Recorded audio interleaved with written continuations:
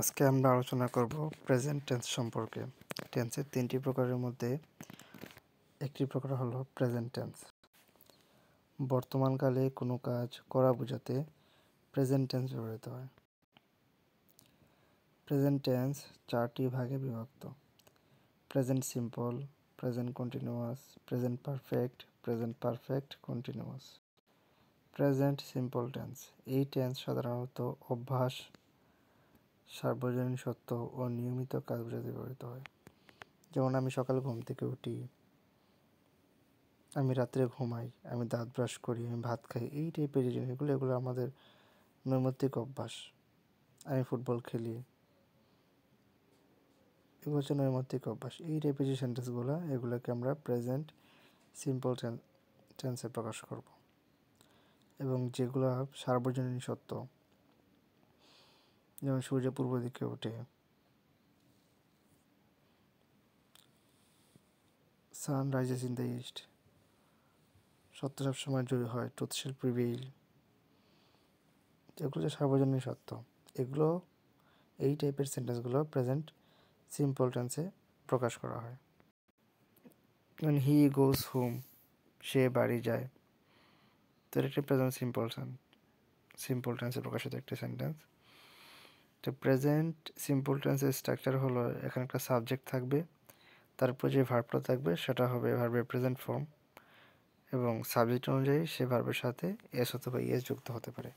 এরপরে extension, object অথবা অন্য যে কোনো কিছু থাকতে পারে। অনেকেই এই স্ট্রাকচারে এই অবজেক্ট লিখে দেয়, ভার্বের পুরো অবজেক্ট লিখে দেয়, কিন্তু বাস্তবতা হলো এখানে সবসময় অবজেক্ট যে থাকবে এমন না। যেমন হি গোজ হোম, এখানে হোমটা কিন্তু অবজেক্ট না, এটা কিন্তু অ্যাডভার্ব। হি যেহেতু সাবজেক্ট এবং থার্ড পারসন সিঙ্গুলার নাম্বার, এই কারণে ভার্বের শেষে ইএস যুক্ত হয়েছে।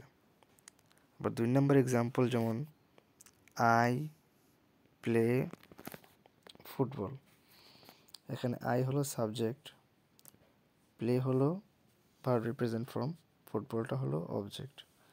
তো আই কিন্তু থার্ড পারসন সিঙ্গুলার নাম্বার না, এই কারণে ভার্বের শেষে এস অথবা ইএস যুক্ত হয়নি। 3 নম্বর যে example, the sun rises in the east, the sun হচ্ছে থার্ড পারসন সিঙ্গুলার নাম্বার, এই কারণে ভার্বের শেষে এস যুক্ত হয়েছে। ইন দ্য ইস্ট হচ্ছে এক্সটেনশন এবং এটা একটি অ্যাডভার্ব। তারপর প্রেজেন্ট কন্টিনিউয়াস টেন্স, কোনো কাজ এখন চলছে বোঝাতে এটি ব্যবহৃত হয়, প্রেজেন্ট কন্টিনিউয়াস টেন্স ব্যবহৃত। যেমন শি ইজ রিডিং এ বুক, সে একটি বই পড়ছে, তাহলে তার এই পড়ার কাজটা বর্তমানে চলতেছে, রানিং, এ কারণে এটা প্রেজেন্ট কন্টিনিউয়াস টেন্স। এরপরে 2 নম্বর এক্সাম্পল যেটা, দে আর প্লেয়িং ফুটবল, তারা ফুটবল খেলছে, তো তারা খেলার কাজটা বর্তমানে চলতেছে, এই কারণে এটা প্রেজেন্ট কন্টিনিউয়াস টেন্স। তো প্রেজেন্ট কন্টিনিউয়াস টেন্সকে প্রকাশ করতে হয় যে স্ট্রাকচার অনুযায়ী, সেটা হলো একটা সাবজেক্ট থাকবে,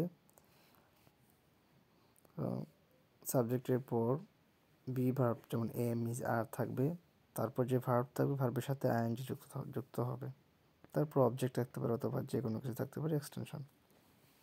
যেমন শি ইজ রিডিং এ বুক, এখানে শি হচ্ছে সাবজেক্ট, ইজ হচ্ছে be verb, auxiliary verb, read হচ্ছে মেইন ভার্ব, তার সাথে আইন যুক্ত হয়েছে, reading a book, a book হচ্ছে object. They are playing football, দেটা হলো সাবজেক্ট, আর হলো এখানে অক্সিলারি ভার্ব, যেহেতু এটা কন্টিনিউয়াস টেন্স এই কারণে প্লে ভার্বের সাথে আইন যুক্ত হয়েছে, প্লেয়িং ফুটবল হচ্ছে অবজেক্ট।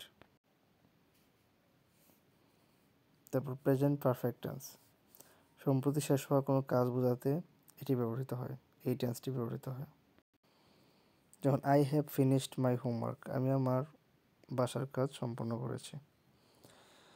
তো যেটা বর্তমানে চলতেছে এটা বোঝাতে আমরা প্রেজেন্ট কন্টিনিউয়াস টেন্স বলি। প্রেজেন্ট কন্টিনিউয়াস টেন্স যখন সম্পন্ন হয়ে যায় তখন সেটা প্রেজেন্ট পারফেক্ট টেন্স। যেমন he has gone to school, সে স্কুলে চলে গেছে, তখন সে স্কুলে যাওয়ার কাজটা তার অলরেডি সম্পন্ন হয়ে গেছে, এ কারণে এটা প্রেজেন্ট পারফেক্ট টেন্স। তো তো প্রেজেন্ট পারফেক্ট টেন্সের স্ট্রাকচারটা কি, সাবজেক্ট থাকবে বা সাবজেক্টের পর অক্সিলারি ভার্ব হিসেবে হ্যাজ অথবা হ্যাভ থাকবে। সাবজেক্ট যদি সিঙ্গুলার নাম্বার হয় তাহলে হ্যাজ, সাবজেক্ট যদি সিঙ্গুলার না হয় প্লুরাল হয় তাহলে হ্যাভ। তবে ব্যতিক্রম হলো আয়ের সাথে সবসময় হ্যাভ ব্যবহৃত হবে, এবং ইউর সাথে সবসময় হ্যাভ ব্যবহৃত হবে।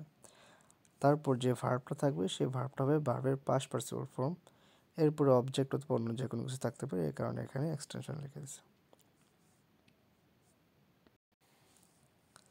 প্রেজেন্ট পারফেক্ট কন্টিনিউয়াস টেন্স, একটি কাজ দীর্ঘ সময় ধরে চলছে এমন বোঝাতে এটি ব্যবহৃত হয়। এখন লক্ষণীয় বিষয় হলো প্রেজেন্ট পারফেক্ট কন্টিনিউয়াস টেন্স সবসময় অ্যামাউন্ট অফ টাইম থাকবে, যে 2 ঘন্টা ধরে, 3 ঘন্টা ধরে, 1 মাস ধরে, 5 মাস ধরে বা 5 বছর ধরে, এরকম বোঝাবে যে টাইমটা হচ্ছে উল্লেখ থাকবে কতক্ষণ ধরে। এই টাইমটা সবসময় প্রেজেন্ট পারফেক্ট টেন্সে উল্লেখ থাকবে যে কতক্ষণ ধরে কাজটি চলতেছে। যেমন she has been studying for 2 hours, সে 2 ঘন্টা ধরে পড়ালেখা করতেছে, অধ্যয়ন করতেছে। তাহলে এখানে কিন্তু 2 আওয়ার্স উল্লেখ আছে। এটাই হচ্ছে প্রেজেন্ট পারফেক্ট কন্টিনিউয়াস টেন্সের প্রধান বৈশিষ্ট্য, যেখানে অ্যামাউন্ট অফ টাইমটা উল্লেখ থাকবে সবসময়। প্রেজেন্ট পারফেক্ট কন্টিনিউয়াস টেন্সের গঠনটা কেমন, সাবজেক্ট থাকবে, সাবজেক্ট যদি সিঙ্গুলার হয় তাহলে হ্যাজ, সাবজেক্ট যদি প্লুরাল হয় তাহলে হ্যাভ। তবে ব্যতিক্রম হলো আই এবং ইউ এর ক্ষেত্রে সবসময় হ্যাভ হবে।